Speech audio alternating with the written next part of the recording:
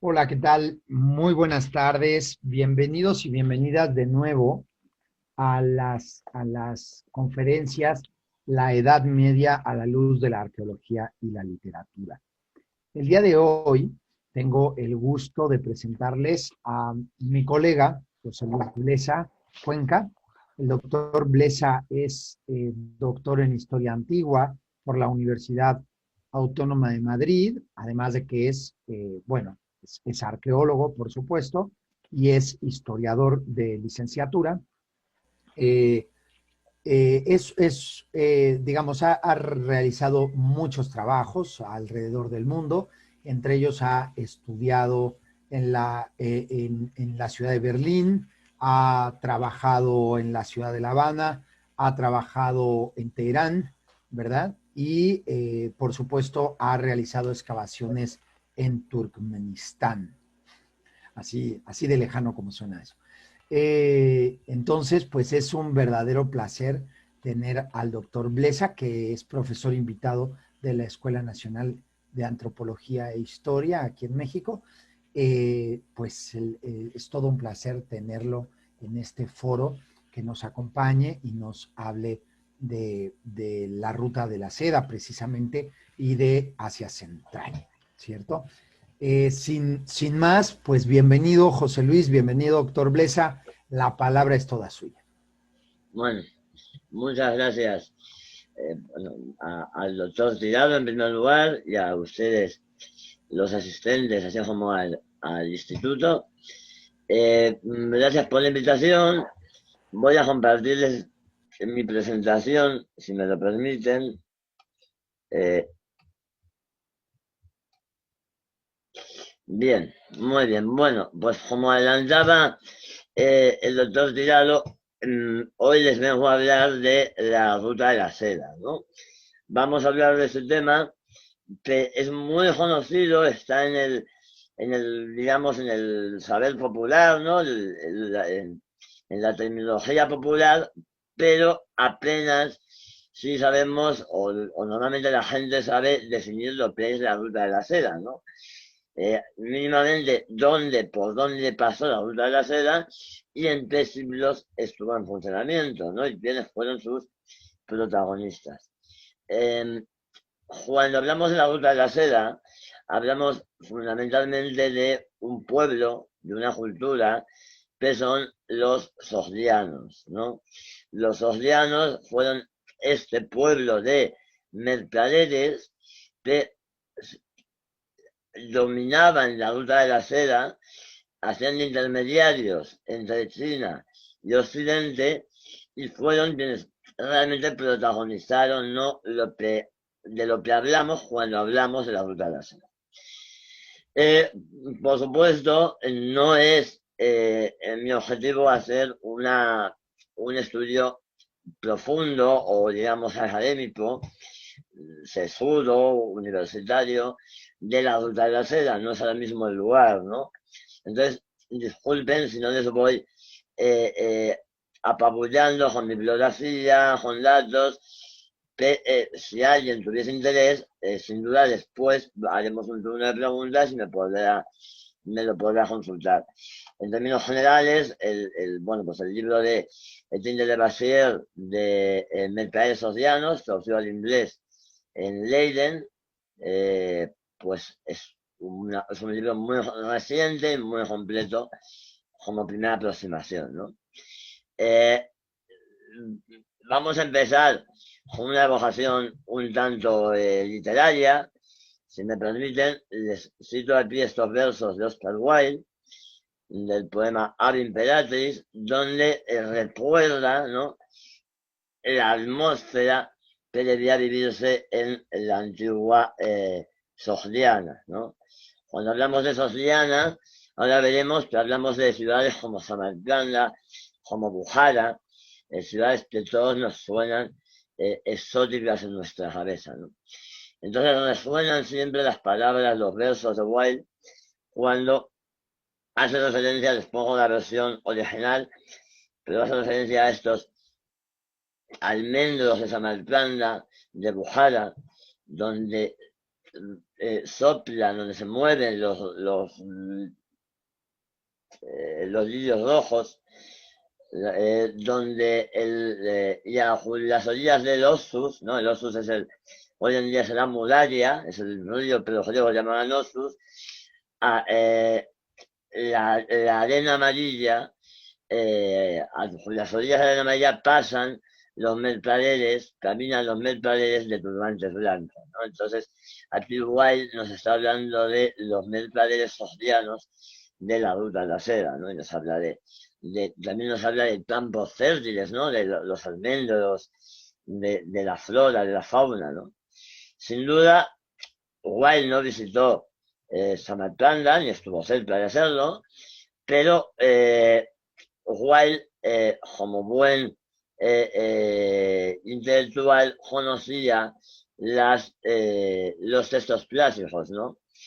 Incluso ya desde en el siglo XIX había conocido algunas traducciones de obras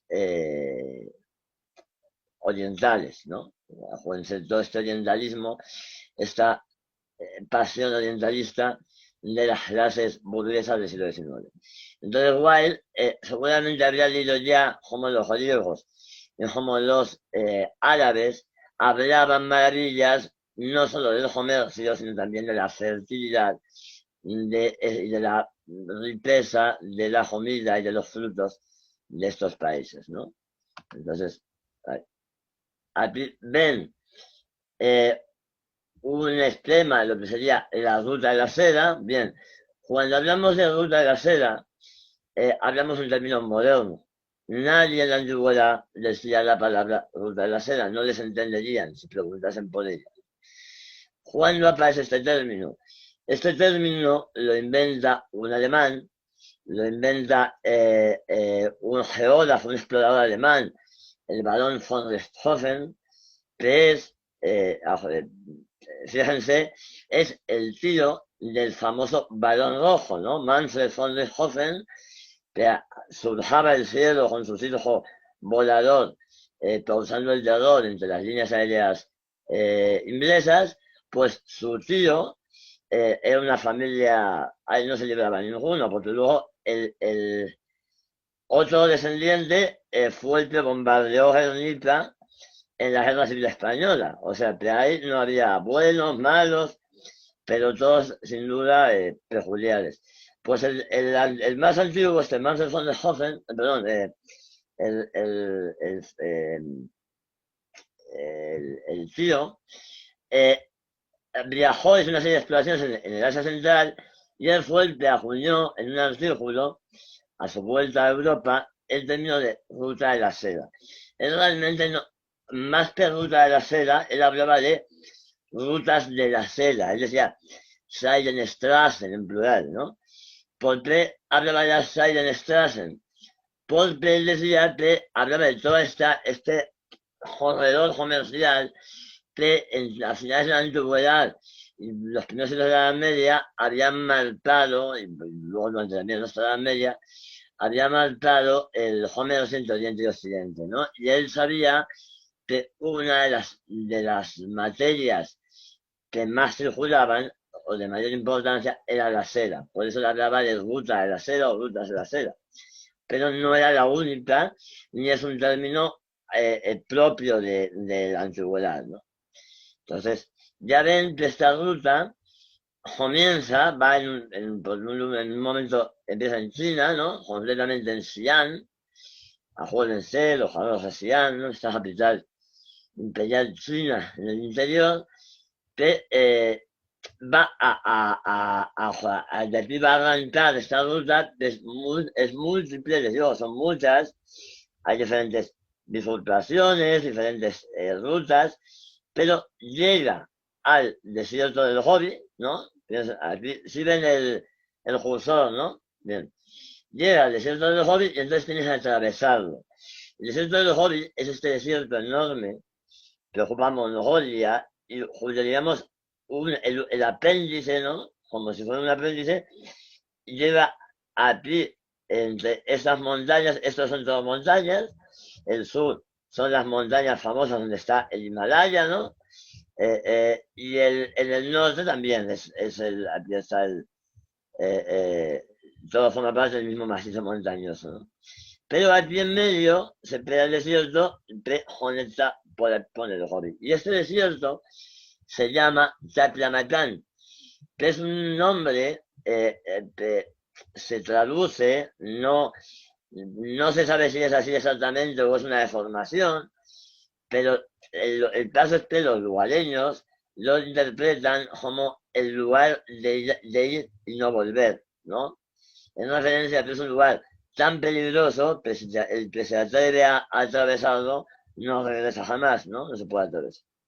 Entonces, no se atravesaba, lo que se hacía es que se rodeaba o bien por el norte o bien por el sur, a los pies de las montañas, donde digamos que los oasis hacían posible, hacían menos peligroso el atravesarlo, pero así lo era.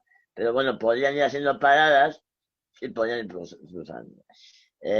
Nadie atravesaría el Tlaxcamatán a través hasta que lo hagan, como ahora veremos más adelante, en el siglo XIX lo hará Sven Hedin, ¿no?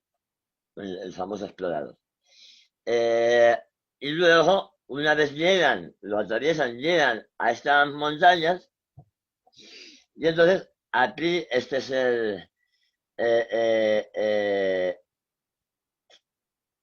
aquí llegan, las atraviesan y salen al Valle del Sarabsán. Esto es un río que es el Sarabsán que, digamos, cruza entre la muralla, que es o sea,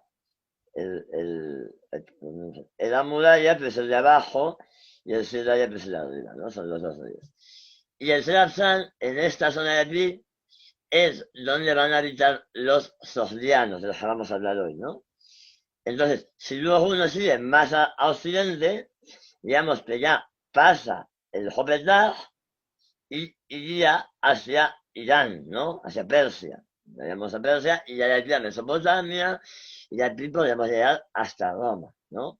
Pero digamos que este tramo, el tramo central de la ruta, lo controlaban los océanos, que de hecho mandaban embajadas a China y mandaban embajadas a Roma. No piensen que solamente estaban aquí. Ellos iban siguiendo la ruta y bueno, pues tenían en China tenían de hecho presencia permanente, ¿no? Tenían como lo que podemos llamar una especie de colonias o delegaciones comerciales. En Roma no era tan presente la presencia porque estaba mucho más lejos, había más poderes en medio que impedían, lógicamente, como el imperio persa, pero incluso llegaron a mandar embajadas, o sea, presente a Roma llegaron Sogdianos. Y al revés, también posiblemente llegasen romanos a Sogdia, ¿no? De hecho, una historia muy interesante de una legión romana que acabó luchando posiblemente contra los chinos, ¿no? Porque los capturaron en una batalla, los capturaron los persas y la acabaron de esclavos y la acabaron de mercenarios en la otra parte del mundo. O sea, que piensan que el mundo en la antigüedad estaba más globalizado de lo que parecía. Los que parecía, claro, son testimonios puntuales.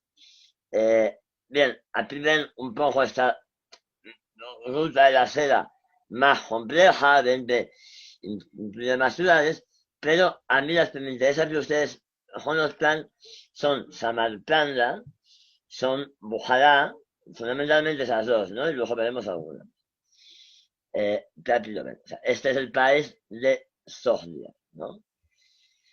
El Tatamagán y aquí está. Bien, ¿dónde está actualmente Sogdiana, no? ¿De qué hablamos cuando hablamos de Sogdiana? Bueno, Sogdiana hoy en día comprende varios países de lo que llamamos las antiguas repúblicas socialistas soviéticas, que son de toda esta parte de Asia Central. Asia Central, como concepto geográfico, geopolítico más bien, tiene dos mitades. Una mitad está bajo la órbita china, que es lo que llamamos el Xinjiang, que es la provincia china del Xinjiang, Y la otra mitad, que es normalmente la que se habla cuando se habla de Asia Central en el ámbito universitario, es el Turquestán Occidental, que son todos los países que eran antiguos emiratos, janatos, que son conquistados por el imperio ruso en el siglo XIX, a finales del XIX, y cuando se produce la Revolución Soviética, se integra en la Unión Soviética como repúblicas socialistas, ¿no? Hablamos de, en este caso, hablamos de Uzbekistán y Tayikistán, fundamentalmente, ¿no? Hay algunas partes pequeñitas, pero estas dos. Entonces, al día de hoy, digamos, la antigua Sotiana no coincide con un país eh, eh, moderno, sino que se divide entre la gran mayor parte en dos, en Uzbekistán y Tayikistán. En Uzbekistán están dos de las antiguas ciudades oceanas que hoy en día siguen siendo habitadas, o sea, que no son, porque vemos que algunas fueron abandonadas y hoy en día están en ruinas en el desierto, ¿no? Pero las dos principales, o dos de las principales, no se abandonaron, sino que siguieron en época islámica siendo habitadas y han sido habitadas hasta el día de hoy, ¿no? Entonces, son Bujará y Samarcanda, ¿no? Seguramente las conocen ustedes muy bien, les pongo estas imágenes tan conocidas de época islámica, o sea, a veces cuando se anuncia, se publicita, se habla de la ruta de la seda, se exponen estas imágenes, ¿no? Y se nos llevan a la mente, pero son de época medieval. La ruta de la seda como tal es algo antiguo, es anterior al Islam. Luego en el Islam se transforma y se va a derivar hacia otras ciudades, ¿no? Por eso hay algunas que desaparecen y por eso hay otras que se mantienen como estas, ¿no? Y mantienen y hacen llegar a una riqueza que ya ven aquí en las imágenes y que hoy en día, por el desconocimiento que tenemos de esos países y de su historia, nos parecen raras, pero no lo son. Entonces, aquí pones unas ideas. Esto es un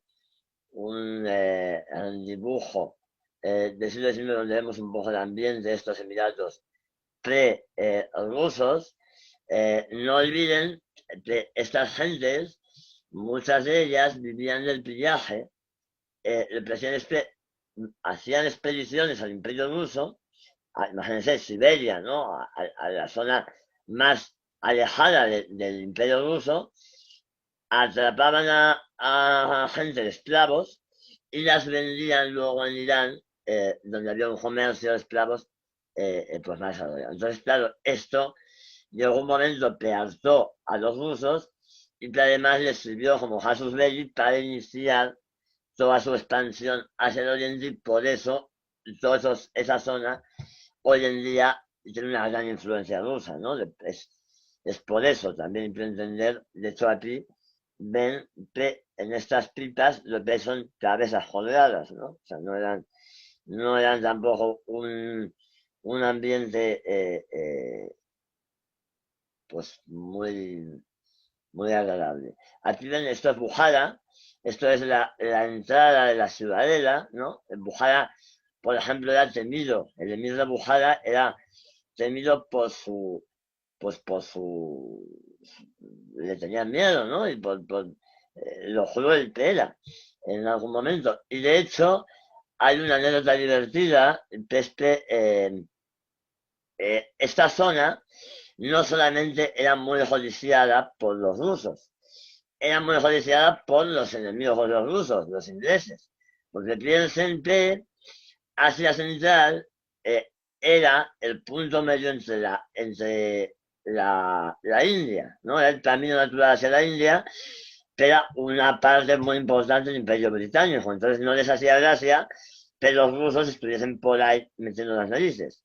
Y a la vez los rusos decían que por qué estaban ellos en su territorio y los ingleses por qué hacían ahí, ¿no? Lógicamente. Esto generó digamos, una especie de guerra fría antes de la Guerra Fría, que los ingleses llamaban el gran juego, los periódicos de la época hablaban de esta situación como The Great Game, ¿no? El gran juego, y continúa a día de hoy. O sea, Después, en época soviética, el enfrentamiento entre soviéticos y estadounidenses en Afganistán es la herencia directa de esto, ¿no? Entonces, piensen que ya había problemas así. Y entonces, en un momento dado, los ingleses hacían algunas expediciones hacia Asia Central para estar ellos controlando y también porque se enmarcaba en toda esta atmósfera, pero conocerán si han visto la película o han leído el relato de Pippin de The Man Who Could Be King, ¿no? El hombre que pudo reinar. Pues inspirado en eso, hubo un soldado británico que se fue para allá. Se fue para allá porque había oído, que allá había oro, que había posibilidades de prosperar. Entonces se fue, llegó a Bujara con su flamante uniforme del Imperio Británico, llegó a Bujara y le dijeron que cuando pasara el diván del palacio, es decir, la antesala del palacio, se bajase del caballo, ¿no? Porque era una falta de respeto, porque solamente el rey podía pasar hasta dentro el Han, podía pasar hasta dentro del palacio a caballo. Entonces el señor de Ajote, bueno, pues quién eran esos musulmanes para decirle a él lo que podía y no podía hacer, que él era súbdito de la reina de Inglaterra, que se pedía en la boca y que él pasaba donde. Efectivamente, pasó al Emir al-Han, no le hizo ninguna gracia y lo metió en la mazmorra de Bujará, que estaba donde ven aquí esta hermosa fotografía, era un agujero lleno de cucarachas y de todo tipo de insectos, donde se metían allí a los presos, ¿no? Entonces, pues ahí lo metió, lógicamente, y yo siempre me río porque esta noticia vamos, se difundió en la India, ¿no? Llegó a oídos de sus compañeros militares en la India, y al principio decían, pues bueno, que claro, que que no se podía hacer nada. Pero cuando se enteraron de que posiblemente el Han le hubiese obligado a convertirse al Islam, entonces otro de ellos dijo, esto no puede ser, esto ya sí que no, y marchó a poder a buscarlo, ¿no? Bueno, jamás los dos en la prisión, pero para que vean cómo era esta mentalidad, ¿no? Decimonónica, de aventuras, de promesas, de civilizaciones ocultas, ¿no? Y es aquí donde nace la historia de los socianos, porque los socianos estaban perdidos un poco en la historia, ¿no? No habían llegado a la historiografía occidental, apenas había testimonios en algunas fuentes griegas, en algunas fuentes clásicas, pero se perdían. Entonces, van a ser en estas ciudades, que aquí pueden ver, ¿no? Aquí tienen otra imagen. En este caso vamos a ver Samarcanda, ¿ven? Este es este es el valle del Serapsán, este es el río, ven, nace las montañas y va hacia el este, hacia el oeste. Y esto es desierto, porque Asia Central es un inmenso desierto, pero hay valles como este, el del Serapsán, que hacen que la zona sea muy, muy, muy fértil, ¿no? Y en medio está la ciudad de Samarcanda, o sea, no está en ningún lugar. Aquí pueden ver el valle del Serapsán, cómo nacen las montañas, ¿no? Ven, se puede hacer una idea de este paisaje. Y aquí ven el desierto del Chapiramacán, el Pérez es el lugar de jazz y no volverás, ¿no? Ven, esto es una imagen del desierto, esto es el desierto que nos viene a la mente cuando pensamos en desierto, ¿no? La gente normalmente, la mayoría de los desiertos no son así, son más como una especie de estepa, ¿no? Pero estos desiertos de arena es el Chapiramacán, ¿no? Entonces imagínense que atravesar esto es suicidarse porque no hay referencias visuales, las referencias visuales cambian con el viento, no hay agua, no hay... Entonces, por eso les digo que nadie lo hizo hasta que llegó el occidental y dijo, pues yo lo voy a hacer. Y dijo, pero ¿para qué? Y dijo, pues podría hacerlo. Y entonces, Sven Hedin atravesó esto para maravilla de los lugareños. Casi se murió, pero bueno. Y entonces llegarían, digamos, haciendo el camino inverso. Esta es la puerta occidental de Xi'an, ¿no? Por aquí se entraba, por aquí entrarían los mercaderes ocianos a la capital china a vender sus productos, ¿no? Eh, Me dirán, no, por ahí no entraban. Evidentemente, no, porque esta muralla es una renovación posterior, ¿no? De unos siglos posteriores. Pero es una ampliación del original, pero estaba en el mismo lugar. Entonces, piensen que más o menos era muy parecido, por aquí entraban los mercaderes ocianos. Entonces, en medio de este camino, les decía, estaba perdida la historia de la ruta de la seda, no se conocía. Cuando von Richthofen lo pone en el debate, ¿no? Señala esta ruta y entonces otros exploradores circulan también la región en busca de, pues primero de hacer mapas, piensen que no había mapas, no había Google Maps, entonces no se sabía, había lugares del mundo, pero no se sabía lo que había. Entonces, por eso las grandes sociedades geográficas, como hoy en día es la famosa National Geographic, lo que hacían era pagarle a gente para que hiciera viajes y hiciera mapas, ¿no? Eso permitía luego pues expandir el comercio, la civilización, los ejércitos, en fin. Entonces, empiezan a llegar gentes y uno de estos exploradores, Sir Oliver Stein, que este nombre suena muy británico, Sir Oliver Stein, pero era húngaro. Lo que pasa es que era un húngaro que se enamoró de Inglaterra y se hizo más británico que el Fish and Chips, pero era allí, ¿no? Hasta de hecho lo nombraron Ser, ¿no? Era Ser. Pues este señor, cruzando la zona, va a descubrir unas grutas, que son estas de aquí, que es un monasterio budista, son como grutas budistas, que al frente de ellas va a estar un señor, un monje budista, que lo que quiere es restaurar las pinturas, porque en el interior hay pinturas antiguas, en las paredes muy bonitas, pero dañadas, ¿no? Entonces las quiere restaurar y entonces cuando ve que a este explorador le interesan mucho unos manuscritos que había ahí almacenados muy antiguos, pero que al monje le daban igual, ves el interés y entonces dice, pues te los vendo, con los que te cobre, yo restauro las pinturas, ¿no? Entonces, así es como se produjo, no se ve muy bien, pero esto es para que vean cómo está el monasterio en la actualidad, ¿no? Bueno, lo buscan.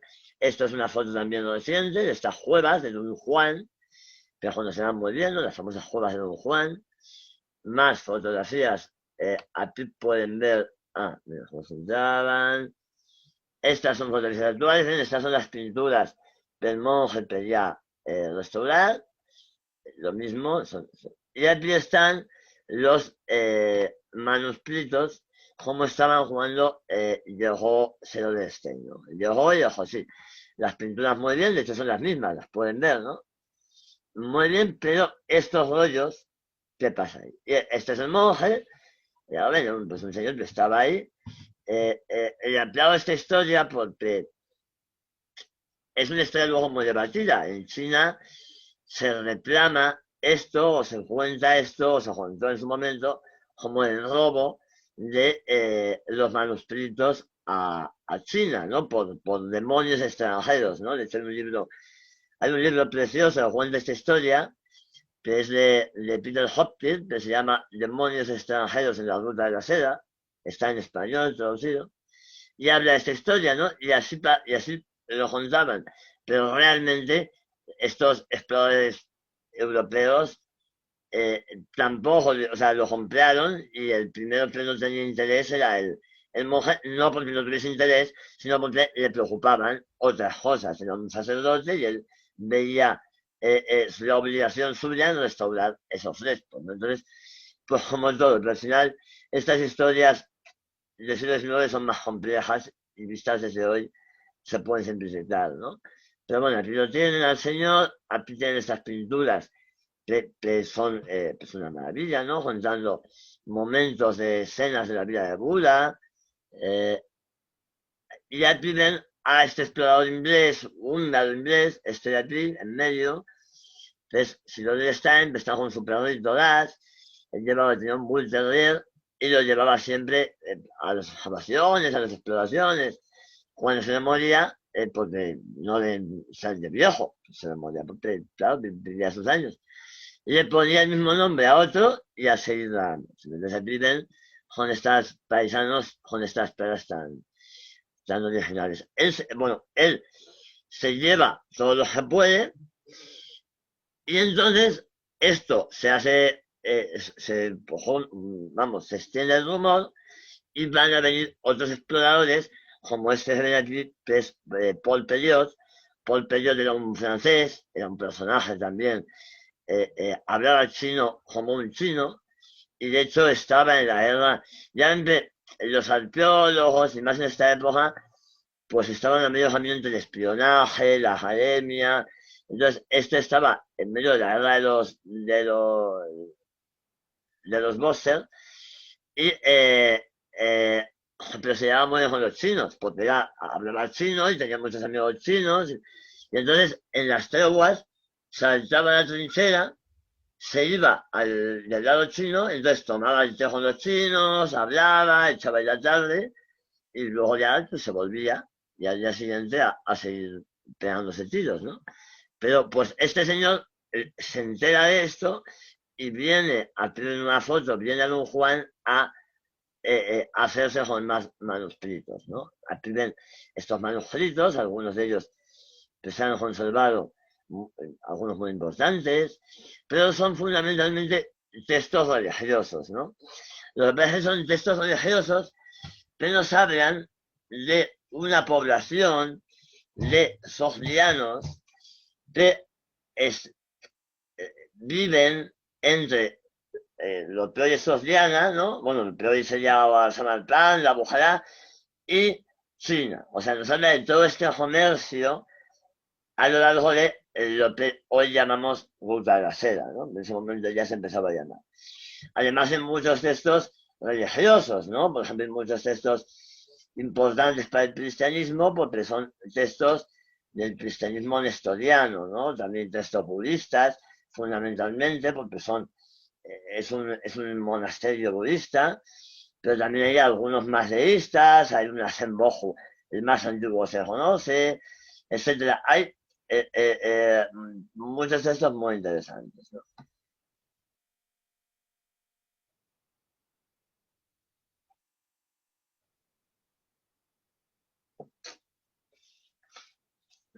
Bueno,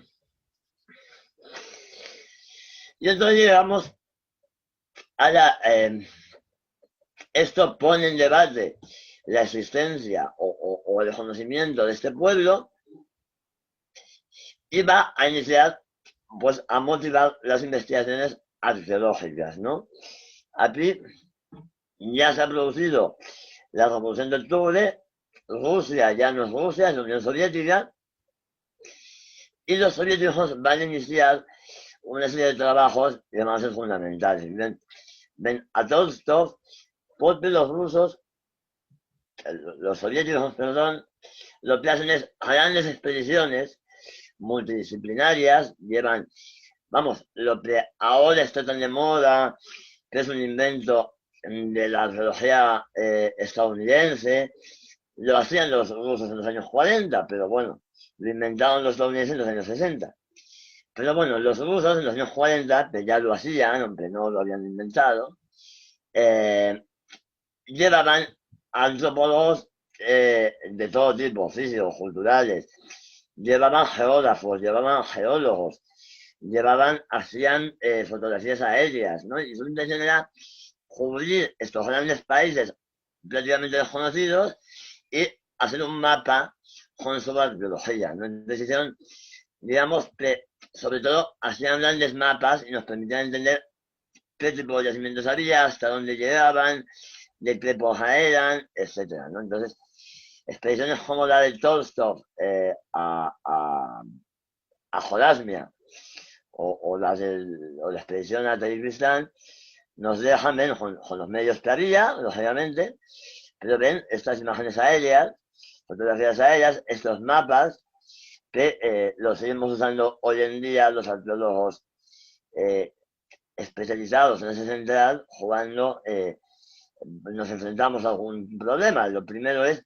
la investigación soviética, que es todavía está en boga, ¿no? Bueno, pues aquí ven, también no solamente investigamos grandes zonas, sino que incluso empezamos excavaciones en detalle de algún yacimiento, por ejemplo, en Baraxa, aquí ven a Vasily Siskin, que Vasily Siskin fue el que estudió, perdón, todos los relieves que vamos a ver de Baraxa. Aquí no se ven, lo veremos después, pero todo el arte mural lo estudió. Entonces, hay excavaciones tanto de yacimientos puntuales como una imagen general, ¿no? Entonces, con todo eso, y con los trabajos actuales, que no es ahora el momento de hablar de ellos, pero que son muchos, incluso trabajos españoles de el equipo de Barcelona en Samarcanda, en la sociedad, los trabajos franceses, los alemanes, hay muchos trabajos, por supuesto los rusos y los propios uzbekos y tayikos, hay muchos trabajos actualmente, pero entre todos vemos un poco, entendemos un poco mejor la historia de los sogdianos, ¿no? De entrada vemos los sogdianos, vamos a focalizarnos. Sogdianos sería esta zona de aquí, ¿la ven? ¿Ven? Esto sería Uzbekistán, esto Kazajistán, pero nada.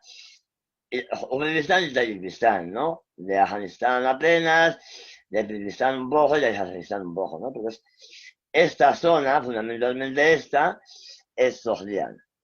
Sogdiana, aquí lo ven, ¿no? Samarcanda, Panjipén y Bukhará, las tres ciudades que no se nos deben de olvidar en todo momento en esta charla, ¿no? Samarcanda, Panjipén, que van a ver escritas con 20.000 frases, y Bukhará. Estas son otras ciudades importantísimas de la ruta de la seda, pero que no están en Sogdiana. Mer, Margiana, Baltria, Nishapur, incluso Misrián, ¿no? Donde yo he tenido la oportunidad de estar, ¿no? Bueno, ¿dónde nacen estos? ¿Dónde nacen estos términos que ya habían oído muchas veces? Sogdiana, Bactriana, Aria, Margiana, Partria, ¿no? Nos recuerdan a pues eso, a Alejandro Magno, a estas historias. Bueno, son términos que ya aparecen en el Avesta y que son los nombres de los reinos áridos, y con árido me refiero a idáneo, es decir, de lenguas idáneas, que se asentaron en esta zona a partir de mediados en la edad del hierro, ¿no? La edad del hierro. Uno de estos reinos es Sogdiana. Sogdiana, al principio, depende de Bactria, es una parte de Bactria, ¿no? Pues un reino mucho mayor. Y así lo vamos a ver cuando llegue, por ejemplo, Alejandro Magno, ¿no? Alejandro Magno va a llegar a esta zona, de hecho aquí va a ser donde se produzca la famosa historia donde se case con Rosana, ¿no? De hecho, una princesa sogdiana, ella misma, se casa con ella y va a instar a los generales suyos, gallegos, a que tomen esposas de la zona para unirse con la población local, ¿no? Para que se vea que van en son de paz. Y aquí se casan muchos generales gallegos, ¿no? Entonces ya vemos una influencia griega fundamental. Aquí ven, antes de eso había sido parte del imperio persa, ¿no? Aquí de hecho los ven en la Parana de Persépolis. Estos son los sogdianos, se los representan con estos gorritos que son típicos de los áridos, y luego con materiales de minería, porque en la zona hay mucho mineral. Hay minerales, hay minas que ellos aprovechan de cobre, de algún metal precioso, y ellos lo aprovechan, y eso es por lo que se conoce esta zona en la antigüedad, ¿no? Aquí lo ven, este es un mapa del reino greco-bactriano, un mapa un libro soviético, y aquí ciudades famosísimas en esta época como Al-Hanum, ¿no? Excavada por los franceses. Les digo que los griegos dejan una influencia fundamental, sobre todo en el arte. Miren, por ejemplo, si no, este Buda de Gandhara. Gandhara es una zona de, hoy en día es Pakistán, es decir, está próxima a esta zona, y el budismo no representaba a Buda hasta la llegada de los griegos. El budismo conocía a Buda, pero no lo representaba. Son los griegos los que lo van a representar, y además piensen que en estos momentos no está, no es cualquier arte griego, es el arte griego helenístico, ¿no? Es decir, el que ya ha dado el paso de representar enfermos, ancianos, de representar cosas que se salen de la normatividad, ¿no? Salen de esa belleza de la edad clásica. Entonces, aquí vimos incluso a Buda en su etapa de meditación, donde se crea casi famélico, casi muerto, ven, ¿no? Cómo esta influencia del helenismo en un lugar tan lejano como el Gandhara, ¿no? Bueno, aquí lo ven, otra vez este reino, va a pasar Bactria a ser parte una vez los reinos helenísticos sean conquistados por el imperio parto, el imperio persa consigue reagruparse, consigue bajo la dinastía parta o alsácida reconquistar el imperio, y entonces reconquista también parte de Asia Central como Sogdiana. Sogdiana en estos siglos va a pasar un momento de historia donde va a estar entre los sasánidas, entre los persas y entre los pueblos nómadas de la frontera, ¿no? Va a estar en una zona intermedia hasta que al final la conquisten a la segunda mitad del siglo IV, entren los hunos, ¿no? En la Sogdiana. Los hunos, ustedes les sonarán por el famoso Atila, rey de los hunos, ¿no? Y se los imaginan como una gente salvaje, se monta en el caballo y mete el carne debajo de la silla de montar para que al final del día con el palo se haya cocido, ¿no? Ese tipo de gente. Piensen nomás en Atila, piensen cómo se murió, ¿no? Pues de nuevo caemos una vez más en el prejuicio occidentalista, porque los unos no solamente son los que llegaron a Europa, otros, en vez de bajar a Europa, se desviaron hacia Asia Central y llegaron aquí. Y son estos unos, se llamaban unos sionitas, ¿no? Que al entrar en contacto con estas culturas urbanas, se fusionan con ellas y, aunque se hacen con el poder político, mantienen todo el desarrollo cultural y social, de tal manera que no estamos ante pueblos bárbaros para nada, ¿no? Entendiendo bárbaros como menos civilizados. El caso es que estos unos, que llegan incluso a la India y se llamarán unas, es donde tiene lugar el romance de Bahram Ghor, para los que les guste la literatura sasánida, la literatura persa, y es ahora donde va a empezar la época de esplendor de los océanos. Porque ahora documentamos en los siglos V y VI un gran aumento de la población en esta zona, ¿no? Lo que parece ser es que hay un aumento de la población que no se conoce muy bien. Se piensa, por ejemplo, de Lavoisier, señala que se pudo haber influido por la llegada de inmigrantes que huyesen de los atlares de los nómadas del norte, ¿no? Se llegaría población, pero además la puesta en cultivo de todo el Valle del Serarsán de una manera más amplia que hasta ahora va a permitir sostener mayor población. Es decir, es un valle muy fértil y una vez se pone en cultivo, los beneficios van a permitir el aumento de población, ¿no? Y esto se va a traducir en estas ciudades socianas que vemos cómo van aumentando, tienen que ir haciendo ampliaciones en su arquitectura, en su zona urbana, en las murallas, ¿no? Se documentan en varios sitios en estos momentos. A partir de ahí, Sogdiana va a estar en manos de poderes, digamos, crear un poco de control nominal. Hemos hablado de los unos. Después de los unos van a ser, o sea, después de los unos chionitas, van a ser los unos estalitas, que son otro tipo de unos, ¿no? Estos van a llegar, van a mandar embajadas hasta Roma, ¿no? Y luego, después de los unos estalitas, los, los turcos, los primeros turcos, que llegan desde el Altai, los que se llaman turcos celestes, van a tomar, van a tratar el imperio estalita junto con los sasánidas y se lo van a dividir, ¿no? Van a hacer una doble invasión y se lo van a dividir. De tal manera que Sogdiana quede en territorio turco, ¿no?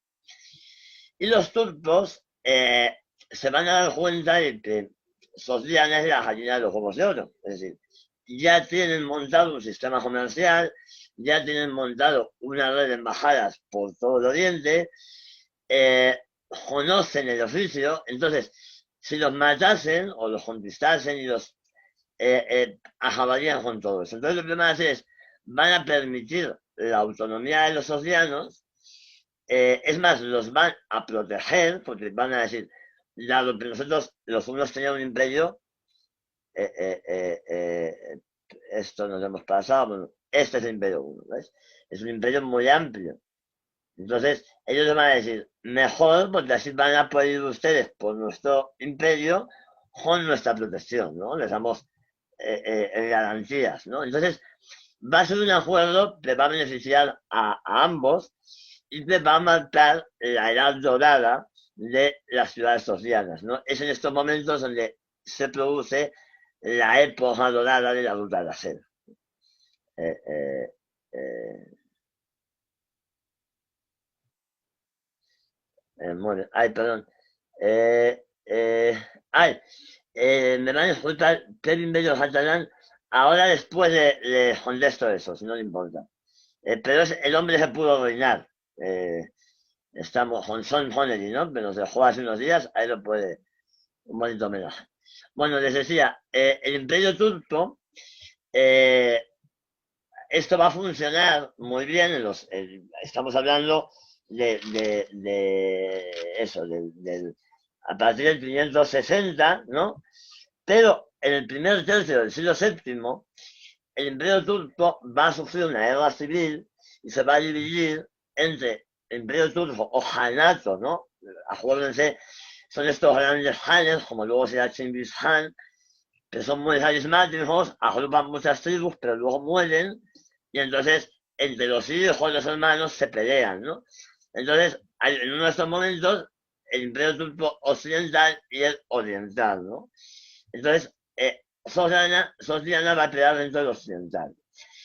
El, el oriental va a ser conquistado por la China de la dinastía Tang, ¿no? La poderosa China Tang va a verse fuerte, va a estar cansado de estos combates con los turcos y los va a invadir, ¿no? Y a mitad del siglo VII domina el oriental, perdón, y entonces también dominan nominalmente el occidental, ¿no? Digamos que esto sería suyo realmente, y esto lo dominan nominalmente, pero no pueden tener tropas allí, ¿no? O sea, simplemente les piden que reconozcan la autoridad del emperador chino, pero ellos no están allí. Y es la situación que se va a mantener hasta que en la segunda mitad del siglo VII los árabes invadan Sogdiana, ¿no? Entonces inicia el final de la cultura social. Los árabes la van a invadir. En un primer momento va a ser un proceso largo, en un primer momento incluso van a llegar a acuerdos con algunos de las ciudades sogdianas, pero al final, y sobre todo con el paso del tiempo, se acabarán aculturizando y se acabarán convirtiendo al Islam las poblaciones más listas de los sogdianos, ¿no? Y con esto se mantiene la vitalidad de la zona, pero no de algunas ciudades. Ya, por ejemplo, les decía, que algunas, miren, por ejemplo, esto es a finales de los sogdianos, fueron muy importantes en la sociedad del momento. De hecho, en China había personajes importantes de la historia de China que son sogdianos. Nosotros no los conocemos o no los solemos conocer porque, desgraciadamente, no hay presencia de Oriente en la enseñanza pública, ¿no? Pero, por ejemplo, este joven es An Lushan. An Lushan era un general del emperador, de este emperador, un emperador de la dinastía Tang, ¿no? Era un hombre, pesaba, me parece, 140 kilos, era grande, gordísimo, y era como el querido el protegido, ¿no? Del emperador. Y de hecho luego protagonizará una revuelta famosísima que acaba casi con el imperio, ¿no? La revuelta de Alushan. Entonces, pero era sociano, era hijo entre sociano, la mezcla de sociano y turco, ¿no? Porque era muy joven. Y aquí es la llegada al Islam. Cuando llega al Islam, pues se está expandiendo, y con esto lo introdujo con las otras conferencias, ¿no? Hablaban los profesores de Córdoba, etcétera, pues aquí lo ven, y empieza la época de otras ciudades. Yo en la ciudad de Misrián, donde yo tuve la oportunidad de trabajar, dormí al lado, muy cerquita. Esta es la fachada, esto está en medio del desierto de Turkmenistán, en medio de la nada, es una ciudad entera. Han visto ustedes en las conferencias, les hablan de Medina Sahara, ¿no? ¿Verdad? Y es una maravilla. Y es verdad, es una maravilla. Bueno, pues Medina Sahara, al lado de Misrián, es un pueblito. Pero está en medio de la nada. Está abandonado, bueno, abandonado. Esto es imposible excavar, porque hace falta una logística que no se tiene, ¿no? Pero sin duda cuando se tenga, pues revolucionará la arqueología. Ven, aquí se ven, les pongo nada más la imagen de la plaza principal, pero son todos talles con casas destruidas, porque la ruta de la seda en realidad termina cuando los mongoles acaban con ella. Cuando Chingis Khan llega a las puertas de Misrián, entre las ciudades, pero Misrián es especialmente dramático, llega y no solamente arrasa la ciudad, no solamente la toma, sino que la arrasa. Entonces, hace construir en las puertas hornos en los que yo he estado, que preparaba bombas hacía como bombas de cerámica, las llenaban de pólvora, porque ya les llegaba de China, y entonces, como si fueran granadas, les ponen una mecha, las aventaban y eso explotaba. Y está toda la ciudad llena de bombas rotas, porque literalmente la dinamitó. Una vez la conquistó, acabó con ella, ¿no? Entonces, esa zona se abandonó hasta el día de hoy. Aquí me ven trabajando, para que vean que no es invención, ¿no? Pero bueno, volvamos atrás y vemos de nuevo la ciudad social. Vamos a ir rápido, porque ya ha pasado casi una hora, es que hablamos, ¿no? Pero media horita más, si me lo permiten, me voy a extender. Les hablo de estas ciudades que hemos hablado, pero vamos a repasar ahora, ¿no? Un poco de la arqueología de las ciudades. Acuérdense, Afrasiab, Bujará y Baraja. Y Panipén también. Bueno, ven, esto es, perdón. Esto es Afrasiab. Decir Afrasiab es mismo decir Samarcanda. Lo van a ver en muchos libros. Afrasiab es la meseta donde estaba la ciudad de Samarcanda, ¿no? Tiene un lugar donde se llamó Maratanda, en la época más antigua. Pues eso, lamentablemente, aquí ven algunos restos. En Asia Central el problema es que, como las construcciones son de adobe, el adobe se conserva muy mal porque está hecho del propio barro de la tierra, ¿no? Entonces, pues a priori no son imágenes tan llamativas como un templo griego, ¿no? O una pirámide mesita, pero dan mucha información. Aquí ven una reconstrucción de cómo podría ser la ciudad de Samarcanda. Es una reconstrucción un poco fantasiosa, por supuesto, pero si es verdad que Samarcanda era enorme. O sea, lo que llama la atención es que tenía 219 hectáreas en el siglo VII. 219 hectáreas es muchísimo. Entonces, se piensa que sin duda, como pasa en otras ciudades, el recinto amurallado debía contener no solo la ciudad, sino zonas, digamos, pues de jornales de ganado, etcétera, ¿no? Zonas de pasto y algo así. Pero es la mayor ciudad, ¿no? Samarcanda. Antes de Samarcanda, en el siglo VII, decimos, entonces, digamos, cuando hablamos de la época social, estamos hablando de los siglos, sexto y séptimo. En los siglos de antes, era la ciudad de El Jurdán o Nasaf la más importante con 150 hectáreas, ¿no? Pero bueno, aquí pueden ver algunas de estas pinturas, ¿no? Maravillosas, que ahora veremos, con estos ejércitos, estos camellos, ¿no? Los patos, veremos toda esta fauna. Aquí también pueden ver. Estaría en esta sala del trono, ¿no? Como se representa. Aquí una reproducción de la sala del trono. Ya nos vamos a Balasha. Balasha, de nuevo, esta hoy en día no está habitada, entonces se puede excavar, es más fácil de excavar porque no hay edificios que molesten. De nuevo, la excavación es muy impresionante, pero la reconstrucción sí nos permite ver que estamos hablando de una ciudad, pues una cierta envergadura, ¿no? Todas estas ciudades tenían la misma tipología. Estamos hablando de una ciudad que ya en cierta medida la heredaban casi desde la primera era del hierro, ¿no? Son ciudades elevadas, con una ciudad elevada, de tal manera que puedan controlar el comercio y del pasto, ¿no? Porque piensen que, al fin y al cabo, el comercio aquí comienza con la prehistoria. De hecho, hay un libro, se tradujo al inglés, por eso se difundió más en Occidente,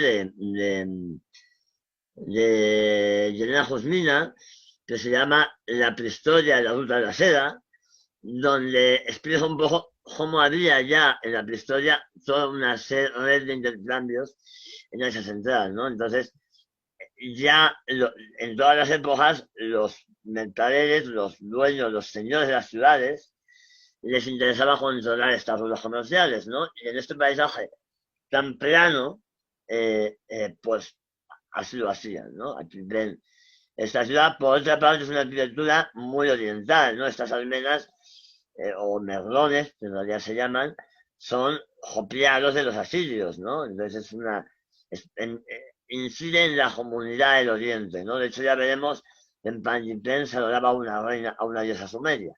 Ven estas escenas con esta fauna también, que sin duda debíamos encontrar en Sosiana, ya no como yungas, sino incluso como traída de otras partes de Oriente, ¿no?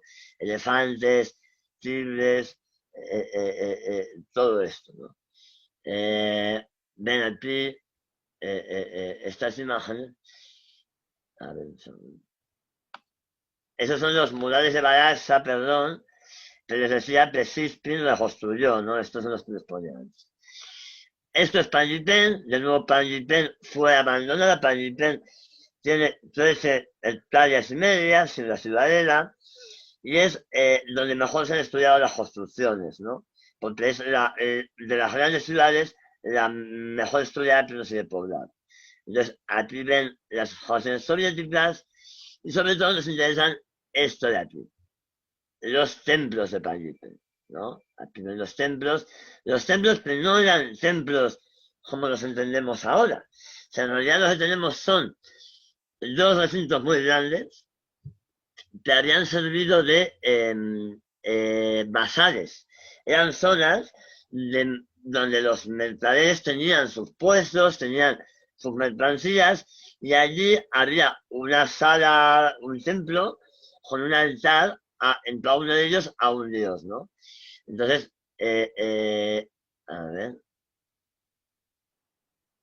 En la sala del templo vemos una serie de pinturas, murales, que vemos también en las plazas de la ciudad, porque en la ciudad, además de los templos, vemos muchas plazas que tienen toda esta estructura, que son como pequeños palacios, ¿ven? Hay una entrada que tiene como una especie de atrio, se pasa a la vivienda, pero en una sala de recepción, y esto sería una suerte de salón del trono, ¿no? Si piensan en lo que hemos visto en Balasha, es muy parecido al de Balasha, ¿no? ¿Por qué? Porque estas, y aquí vemos también en las plazas frescos. De hecho, me parece que tendría aquí el dato, pero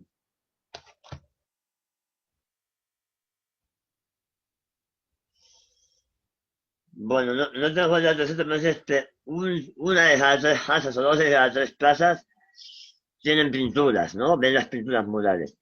Entonces, esto nos permite hablar de la sociedad. En Sociana, las ciudades eran como en Grecia, eran ciudades-estado. Compartían una cultura, una misma religión, una misma lengua, el sociano, es una lengua parecida al persa, ¿no?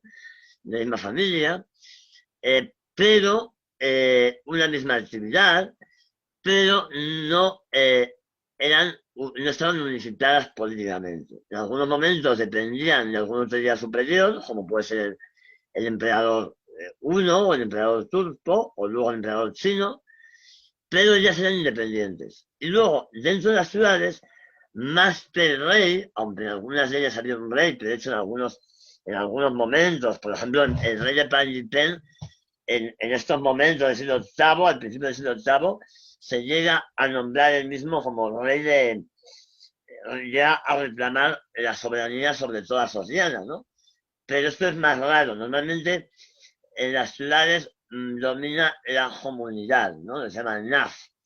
Entonces, digamos, esta, eh, esta comunidad formada por las grandes o representantes de las grandes familias emergentes que dominan y que se preocupan sobre todo de mantener el comercio, ¿no?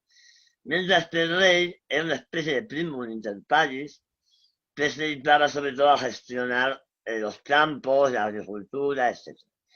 Entonces aquí tenemos, estas son imágenes de los templos, y les decía, en uno de estos templos encontramos el altar a una diosa que la encontramos nombrada en algunos de los textos de socianos, y aquí por la iconografía la identificamos con la diosa sumeria Inanna, ¿no? O Istar, Atalia, que ya en esta época se llama Nana, ¿no? Se ha expandido, igual que en el Imperio Romano se expandían regiones orientales como el culto a Mitra o el culto a Isis. También estos cultos llegaban a Oriente, ¿no? Y el culto a Istar, a Nana, llegó. Aquí la vemos porque se asocia a ella un símbolo, la luna, ¿no? O un símbolo astral, en este caso la estrella de Venus, la representa Istar, y luego el león, ¿no? El animal con personificación. Entonces viven la nana sociana y la nana mesopotámica. Otra característica muy propia de los socianos es el luto desmedido. Es algo muy propio de Sociana que no encontramos en otras partes de Oriente, ni del mazdeísmo, ni del Islam. Porque piensen que los socianos, aunque había en muchas regiones, pero la mayoría eran zoroastrianos, ¿no? Mazdeístas, seguidores de Ahura Mazda. Ellos entendían el mundo como una división entre bien y mal, entre verdad y mentira. Y es una lucha continua entre Ahura Mazda, el representante del bien, de la verdad, y Ambra Mainyu, representante de la mentira, ¿no? Y en medio de los hombres tienen capacidad de decidir, ¿no? Este libre albedrío de cómo actuar, cómo obrar y cómo pensar, ¿no? Esto que nos recuerda mucho también a ciertos elementos del cristianismo. Pues bien, en el zoroastrismo, que no solamente hay en Sociana, hay también en Persia, etcétera, no está bien visto, como en el Islam, el luto desmedido, ¿no? Pero en Sociana siempre hacen exaltación del luto. Aquí tenemos una pintura de un rito que se relaciona con la historia de Siabás, ¿no? No se sabe muy bien, pero pisano, acuérdense de San Lamé, y aquí se están haciendo una cosa que es muy peculiar, que es mesarse el cabello, incluso bajarse la cara, arañarse, gritar, ¿no? Esto pues, y que eran muy propios de los socianos. Y de hecho incluso se ha apuntado que posiblemente este rito en relación con el culto al Musi y también el culto a Siabás, haya pasado el Islam bajo la figura del culto a, pongamos, de Hussein, ¿no? Donde también se hace una exaltación del luto que no entra dentro de la normativa islámica, ¿no? Bueno, quién sabe. Pero en todo caso, pues es una teoría interesante. Hay esta cerámica sogdiana preciosa, ¿no? Donde vemos cerámicas desde influencias de Irán hasta influencias de China, ¿no? Porque este cruce de caminos. Y bueno, en Panjipén, otro yacimiento donde de nuevo pues hemos obtenido otras. Estos son de las tumbas chinas, porque muchos muchos comerciantes se enterraron en China, ¿no? Y también muchos chinos les gustaban las cosas sociales. Entonces tenemos estas figuras cerámica preciosa, donde vemos escenas cotidianas de los socianos, ¿ven? Estos camellos bactrianos, propios de los socianos, y también las cosas que los hacían famosos, ¿no?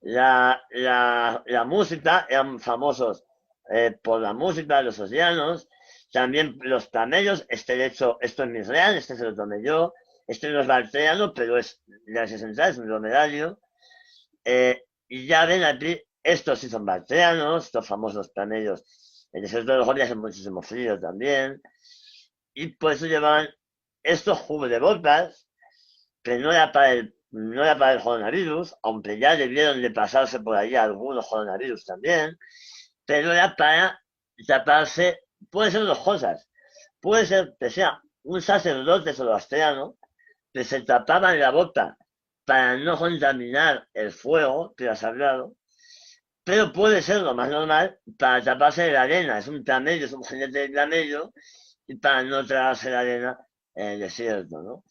Aquí ven más socianos, cómo serían, ¿no? Incluso algunos lleva perforaciones, o estos gestos iraníos, ¿no? De la nariz. Claro, que serían los chinos que les trataban lo más estereotípico, ¿no? Seguramente este señor se vería a sí mismo y diría, oye, yo no tengo esa nariz, ¿no? Pero bueno, pues no podía. Estos sombreros y este bailarín eran muy famosos como bailarines. De hecho, aquí lo ven, esto es también una cerámica china, pero representa a un soriano con su gorrito y bailando se ponían unas mangas muy anchas para cuando giraban poder moverlas y hacer estas figuras, ¿no? Aquí de nuevo otro bailarín, ven estas escenas de baile, ya son representaciones chinas. Tenemos alguna evidencia de algún vestido parecido, este es posterior, es medieval, pero debía de ser parecido. Lamentablemente los textiles se han perdido la mayoría, pero debían de ser una gran parte del comercio en la ruta de la seda, ¿verdad? Junto con las pieles, comerciaban con los vikingos a través de Rusia, comerciaban con pieles, con ámbar, y bueno, y con muchos más, con pieles como el lapislázuli, etc. Aquí ven las monedas, que también con estos patrones, algunas con imitación más china, ¿ven? Estamos en estos trabajos de artesanía. Esto es, si lo ven, está hecho en metal, estas vasijas de artesanía sociana. Incluso se apunta que estas formas onduladas tienen que ver con los aparatos que usaban los griegos en el gimnasio para quitarse el sudor. Usaban como una especie como estas paletas que usan ahora para la cera depilatoria, ¿no? La crema depilatoria, pues eran muy parecidos. Se ponían tierra y unos ungüentos y después se lo quitaban. Y ya saben, donde había gimnasio estaba Grecia y entonces eso les impresionó, ¿no? A los socianos. Esta maravilla de jarrón, de jarra, perdón, que no tiene nada que enviar a las sasánidas, ¿verdad? Y donde vemos un camello alado, para los amantes de la mitología, Antes seguro no habrían visto a Pegaso, a un grifo, pero un plan medio alado, no, pues es un dios sociano que está representado por un plan medio alado, ¿no? Pues, así pues los venía. Y luego, ¿cómo se morían los socianos? Bueno, pues como son más deístas, ellos no podían, ellos consideraban sagrado el agua, la tierra y el fuego, ¿no? Entonces no se podían ni quemar, ni tirar al mar, ni enterrar. ¿Qué hacían? Lo que hacían era dejar los cuerpos a la intemperie, normalmente en lugares habilitados para tal situación, que se llamaban torres del silencio, eran torres donde se dejaba el cadáver en la cima y los animales salvajes lo devoraban y limpiaban los huesos. Una vez estaban limpios los huesos, se metían en estas cajitas, que se llaman los suarios, y se guardaban, ¿no? Entonces, aquí vemos imágenes de este más allá, más de esta, o esta, bueno, son más de esta. De nuevo ven, ellos vendían junto al fuego, y aquí ven a los sacerdotes con este cubrebocas. Esto ven aquí es un cubrebocas, ¿ven? La cintita y el cubrebocas, para no contaminar el fuego. De nuevo, más escenas de esas, y aquí vemos una escena de un entrenamiento. Esta es especialmente curiosa porque además de ver a los magos, que así se llamaban los sacerdotes madeístas, de hecho por eso decimos hoy los reyes magos, porque vienen de allí, eran sacerdotes orientales, pero aquí ven un perrito, ¿no? Esta escena se llama, o este rito, se llama el Shazid. Cuando una persona muere, ellos pensaban que el demonio se le metía dentro, ¿no? Y lo hacían puro el cuerpo. Entonces, para iniciar los ritos funerarios, lo que hacían es que llevaban a un perro, normalmente es un perrito, que tuviera como los Rottweiler, que tienen como manchas en los ojos y parece que tienen 4 ojos, ¿no? Pues llevaban a uno así, o que se pareciera, y el perro miraba al difunto, ¿no? Entonces, se supone que al mirarlo, como el perro es un animal puro, porque para los socianos y en general para los madeístas, los perros son muy venerados, el demonio huía. Y al huir el demonio, entonces ya empezaban, se llevaban al perro, entonces ya empezaban a velarlo y después ya lo ponían para que fuese devorado por los buitres o por los animales, ¿no? Entonces, pero para que lo vean, estos ritos que conocemos después, ya los vemos practicados por los osianos. Esta es otra escena de duelo, con estos llantos, estas mutilaciones. Y para terminar, les pongo esta imagen de como modo de curiosidad, porque hay todavía poblaciones, sobre todo en Tayikistán, que hablan dialectos que parece ser los derivados del sociano, ¿no? Entonces, vemos cómo se diluye, ¿no? En la historia, esta historia que fue fue el centro del mundo en su momento y hoy en día pues la hemos olvidado. Bueno, pues con este camello me despido. Si alguien tiene alguna duda, es el momento.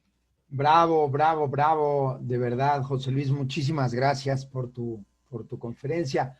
Una conferencia que verdaderamente, ya te digo, a mí me parece especialmente interesante y me imagino que a los presentes también, ¿verdad? Porque nos acercas a un mundo que para nosotros es absolutamente desconocido, como Asia Central.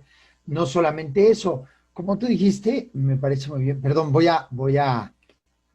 a descompartir tu pantalla también. Muy bien. Perfecto, gracias, gracias. Lo hiciste tú. Justamente como tú decías, ¿no? Vamos, creo que los nombres que fuiste mencionando, las ciudades, están en el imaginario colectivo, ¿no? Nosotros en general las conocemos, por ejemplo, el término bactriano, claro, para mí es un tipo de camello, ¿no? Claro.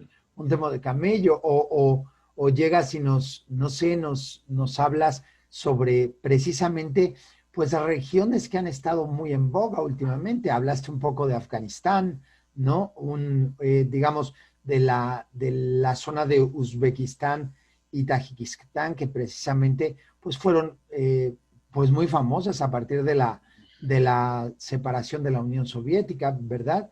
Y demás, ¿no? Que es un mundo que para nosotros, si bien podría pintarse, es desconocido, por otro lado, pues está en nuestro imaginario. Además, yo creo que a casi todo el mundo que ha estudiado historia antigua se le empieza a hacer una nebulosa con Alejandro Magno, ¿no? Cuando Alejandro se va yendo hacia la India, ¿no? Y entonces ya se va yendo hacia la India y de repente llega un momento donde nadie pilla bien a bien dónde está, porque vamos, todo el mundo está pensando en los persas, ¿no? Pero más allá de los persas, pues está todo este otro mundo, ¿no? Que verdaderamente es apasionante.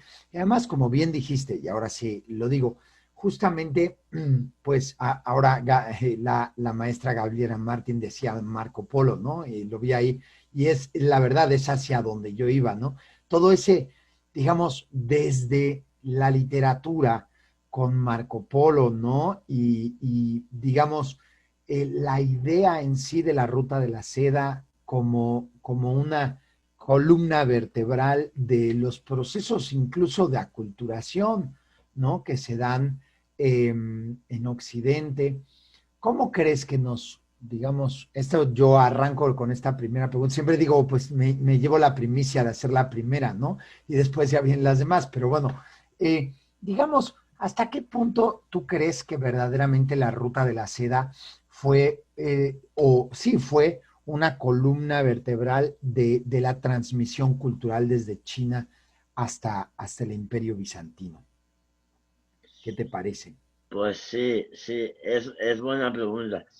Claro, sin duda fue un punto de transmisión fundamental. O sea, no, la magnitud todavía no estamos en condiciones de ponderarla bien, porque el problema es, como les intentaba, por eso al principio les he perdido unos minutos, pero necesarios en hablar de la historia y la investigación, ¿no? Es Por decir, supuesto. hasta ese punto sabemos, empezaremos.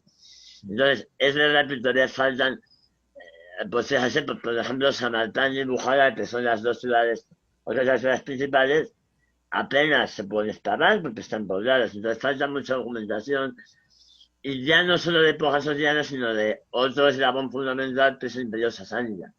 El Imperio Sasánida apenas se está empezando a estudiar desde la perspectiva persa, con las fuentes persas, ¿no?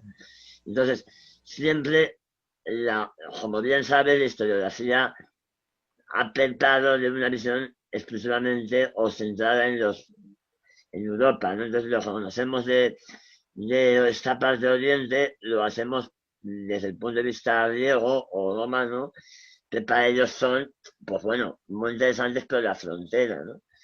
Entonces, apenas nos vamos pintando ese peso.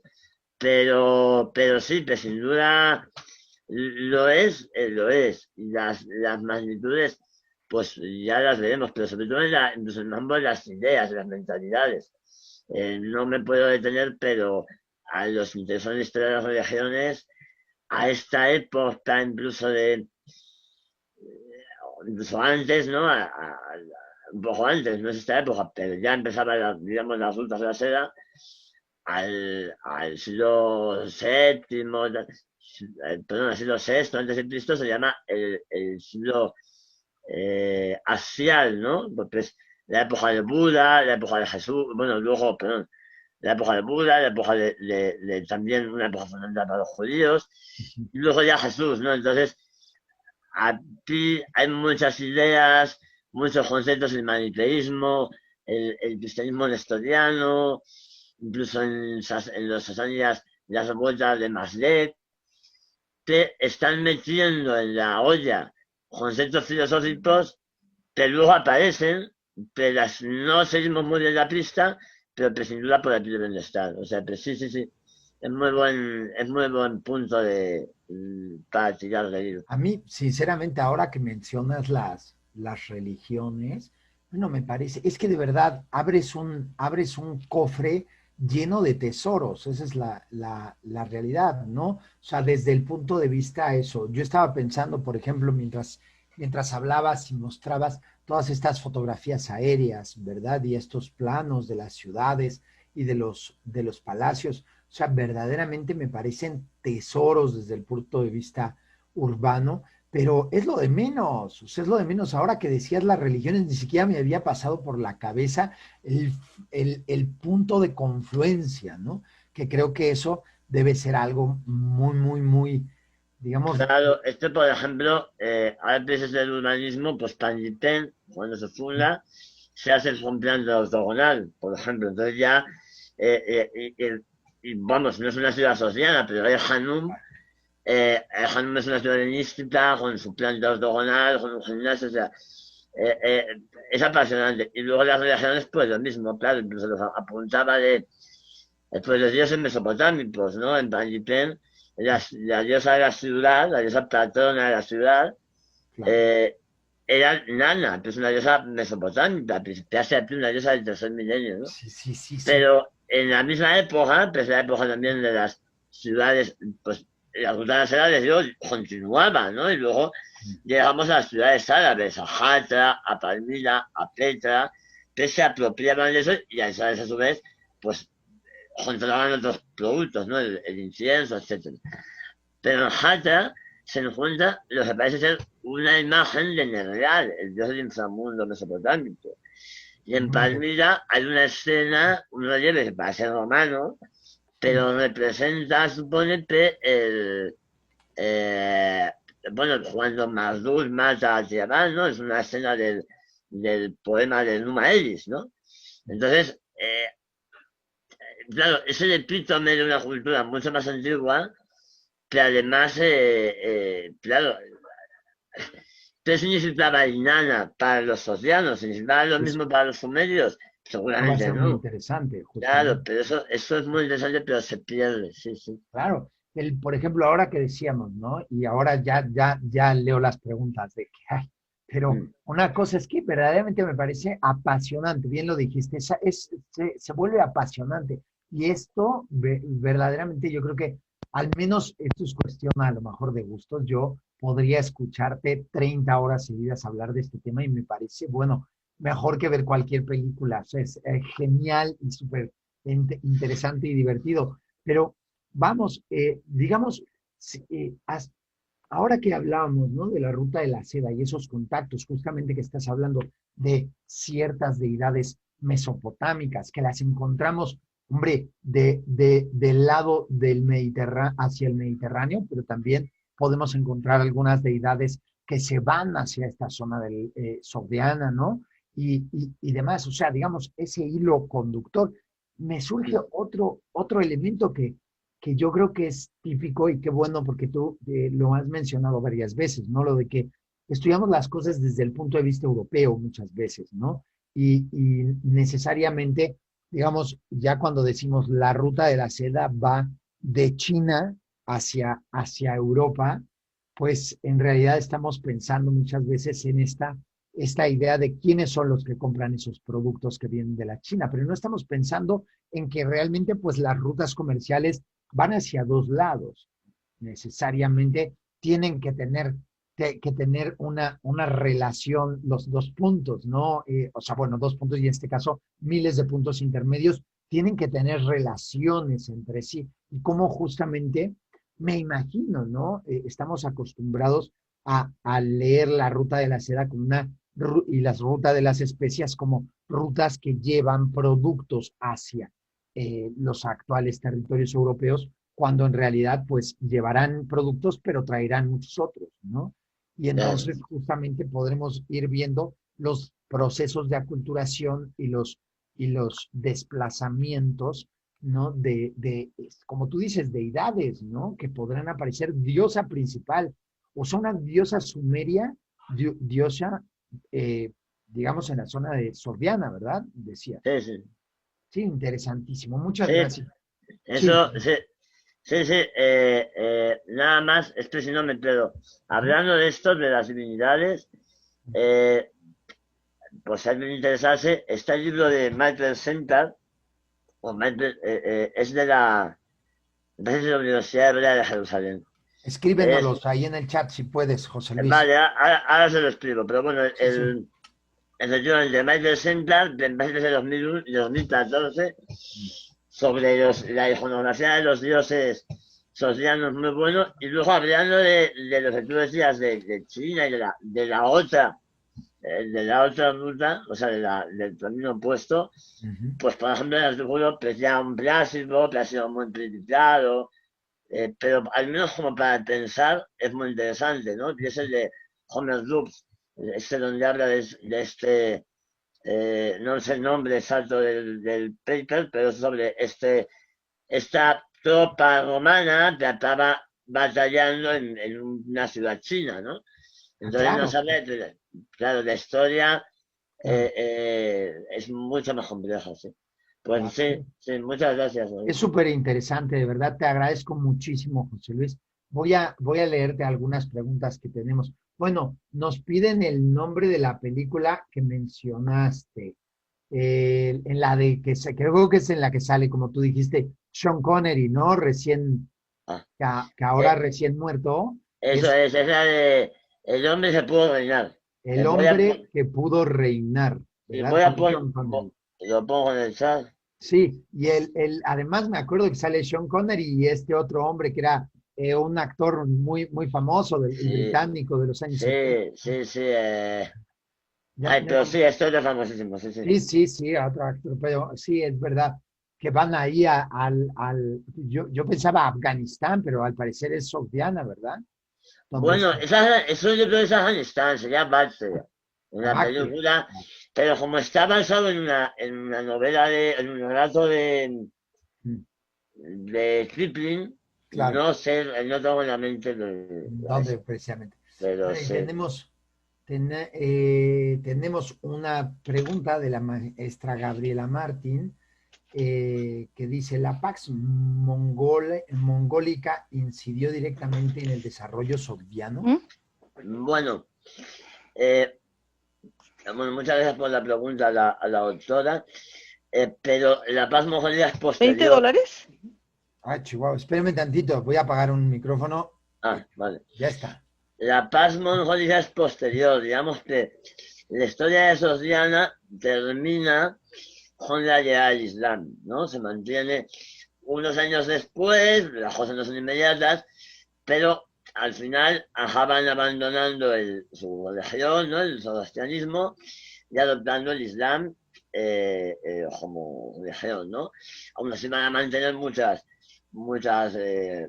características culturales y las van a imprimir en la cultura islámica centroasiática, ¿no?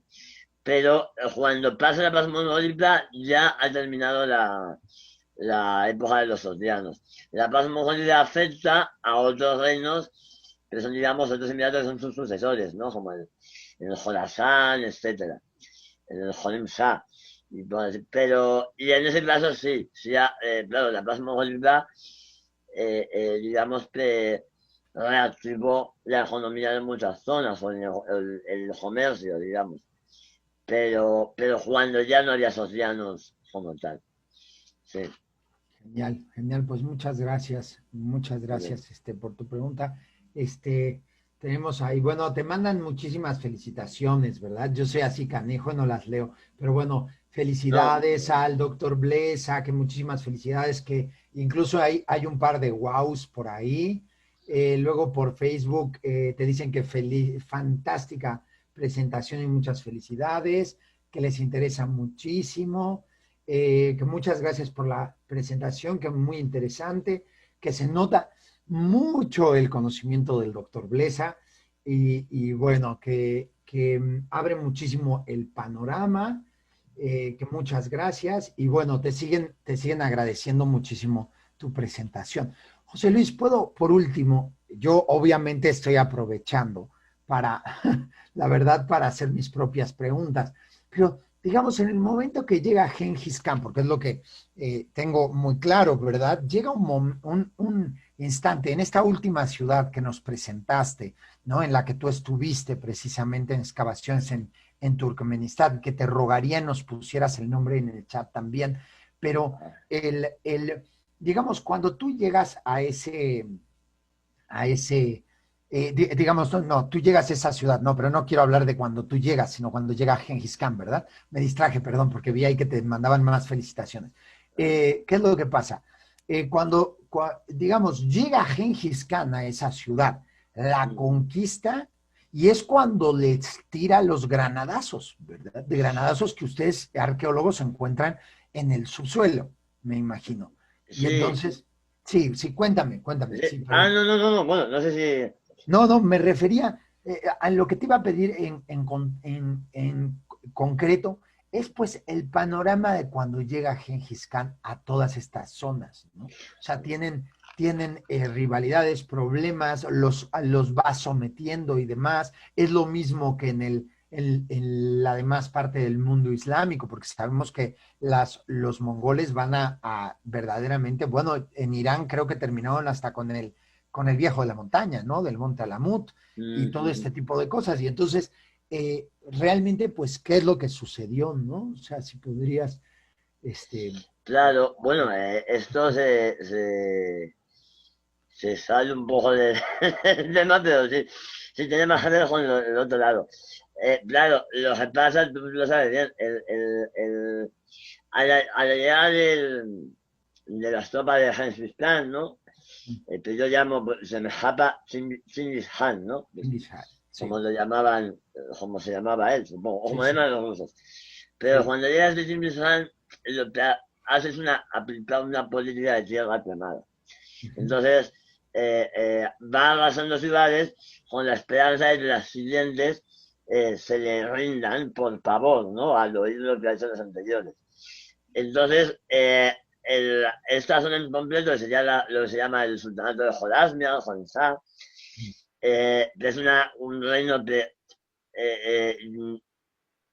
abarca parte de, o sea, de Irán y parte de Asia Central, ¿no? Lo que es el Turquestán Occidental, Turkmenistán, etcétera. Es una zona muy rica, no tiene nada que ver con lo que es ahora. O sea, no porque hable mal de lo de ahora, pero es que, por ejemplo, en concreto esa zona, eh, puesta en cultivo es muy fértil. O sea, es una tierra que si uno la urbaniza, le pone la riega, da mucho beneficio. Entonces, eso se dieron cuenta en la antigüedad y ya en la antigüedad empezaron a ponerla en cultivo. No solo ahí, en general más partes también sociales, por eso les citaba los versos de Wilde, ¿no? Y no porque Wilde fuera comiendo almendras por allí, ¿no? Pero los que escriben son los griegos y los árabes. Los árabes hablan de las de sandías, jugosas sandías de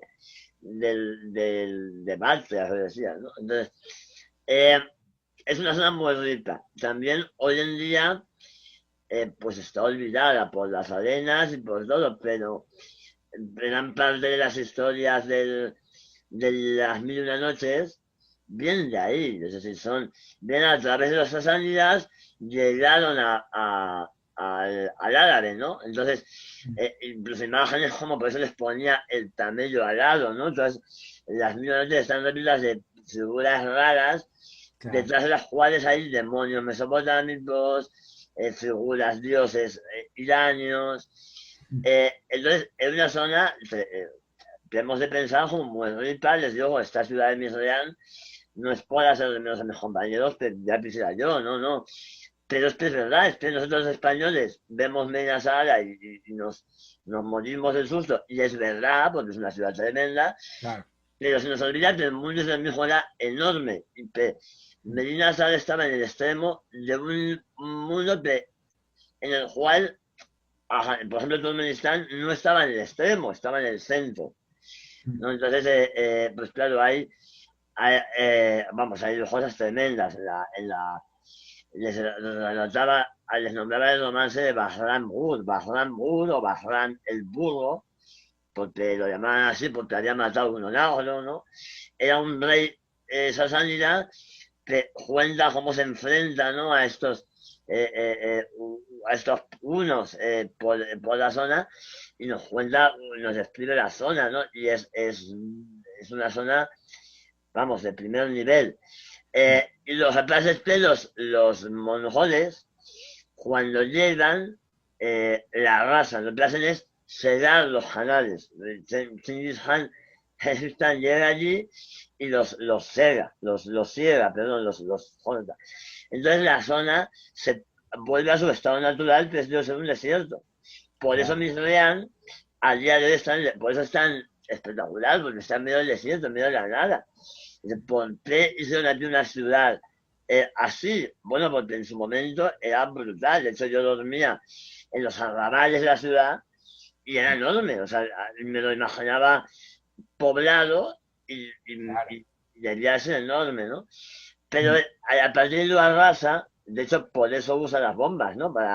No las usa en batalla, las usa cuando ya ha tomado la ciudad, hace hornos para producir bombas para arrasar la ciudad, para ponerla en el mapa. Claro, Y para hasta ya, meter miedo, ¿verdad? En sus enemigos. claro, para que los siguientes dijeran, ojo, abramos las puertas porque a los de Misrián los mató a todos. Y Claro, claro, eso se vuelve al final en contra de Chingis Khan, porque eso le permite avanzar muy rápido, sí. pero no consolidar. Y luego, vamos, en vez de incorporar al imperio zonas que eran pues centros graneros, los elimina. Entonces, sí, Claro. ahí no estuvo Sí, muy sí, bien. sí. Además me gustó, me llamó la atención, pero además me agradó mucho que decías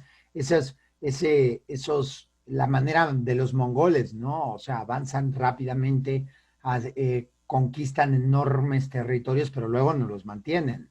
Y eso lo vemos continuamente desde Gengis Khan a sus descendientes, ¿no? Que Claro. seguirán haciendo exactamente lo mismo de ir conquistando y demás, pero luego no los mantendrán y darán lugar al surgimiento de otro tipo de administraciones y demás en el lugar. José Luis, te agradezco muchísimo, de verdad. En nombre del Instituto Cultural Helénico y de todos los aquí presentes, te agradecemos muchísimo tu presentación, una presentación verdaderamente muy, además de muy sesuda y muy interesante, nos acercaste en un mundo que no tenemos normalmente a la mano, como dije previamente, y además muy entretenida. Te soy sincero, eres excelente presentando y eres un hombre muy simpático y eso es algo fundamental, ¿verdad? A la hora de que uno pues escucha este tipo de presentaciones pues para apasionarnos con el tema, que verdaderamente creo que muchas lucecitas lograste encender en los corazones de la gente que te está escuchando. Así que muchísimas gracias, José Luis. Te ruego, por favor, que te quedes con nosotros hasta el final. Y pues les agradezco a ustedes muchísimo iba a decir su participación, bueno, sí, su presencia en esta conferencia sobre la ruta de la seda y aprovecho, un segundito, aprovecho este momento para invitarlos y ahora sí les voy a decir con toda tristeza, la última de nuestro ciclo de conferencias sobre la Edad Media, esta era la penúltima. Tenemos la última conferencia el día 7 de diciembre con la maestra María Gutiérrez Padilla. Su micrófono, doctor. Sí, Rodrigo, se apagó el sonido. Ah, Ah, pero ya me oyen, ¿verdad? ¿Hasta sí. dónde se quedaron? Eh, el nombre de la doctora. Ah, sí, vale. Yo te iba a decir, bueno, en que te agradecía, hijo. Hablé 3 minutos más, ¿verdad? Oiga, muchas gracias, por avisarme y discúlpenme el ridículo que hago. Pero bueno, el nombre de la doctora, de la maestra, es la maestra María Gutiérrez Padilla y de la Facultad de Estudios Superiores Zacatlán, de la Universidad Nacional Autónoma de México, que nos va a hablar entre nigromancia y pactos diabólicos, prácticas mágicas en la España medieval, ¿vale? Entonces, me imagino que será pues muy interesante. Volvemos a las pláticas de literatura y pues eso, espero que les esté gustando el ciclo de conferencias. Ya saben que vamos entre arqueología y literatura y pues lo vamos a cerrar la próxima semana. Entonces, no falten. Aquí nos vemos el lunes próximo 7 de diciembre a las 16 horas. ¿vale? Mismo enlace de siempre. Muchísimas gracias, ¿ok? Gracias y en verdad muchas gracias, José Luis. Te aplaudo. Bueno, es raro, ¿verdad? En estas presentaciones. Te aplaudo yo solo. No, pero te aplauden todos. Te aplauden Gracias, todos. Rodrigo. Y muchísimas gracias por tu presentación. Y Gracias. bueno, pues cuídense. Hasta luego. Los dejo ir.